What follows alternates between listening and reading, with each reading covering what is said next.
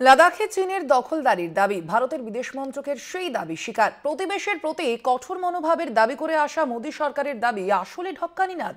সত্যি কি হয়েছিল এয়ার স্ট্রাইক বা সার্জিক্যাল স্ট্রাইক? প্রশ্ন উঠলেও উত্তর দেবে কারা? 27 ডিসেম্বর চীনের সরকারি সংবাদ মাধ্যমে জানানো হয়, দেশের উত্তর পশ্চিম ভাগে দুই নতুন প্রদেশ তৈরি হয়েছে, হিয়ান প্রদেশ এবং হেকাং প্রদেশ। দুই প্রদেশ পরিচালনা করা হবে হোতান শহর থেকে।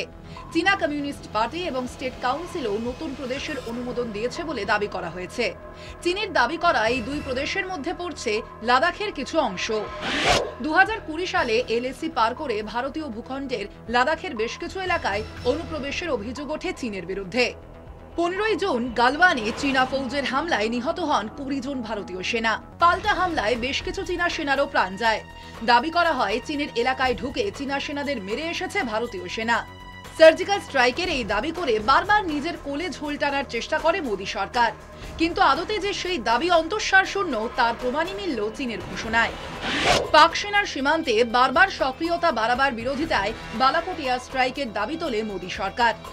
2019-এর 26শে ফেব্রুয়ারি ভারতীয় বিমান বাহিনী পাকিস্তানের বালাকোটে জৈশ-ই মোহাম্মদের একটি বড় জঙ্গি প্রশিক্ষণ শিবির ধ্বংস করে। মাত্র 8 মিনিটের এই হামলায় বেশ কয়েকজন জঙ্গি প্রশিক্ষক এবং আত্মঘাতী বোমা হামলাকারী নিহত হয়।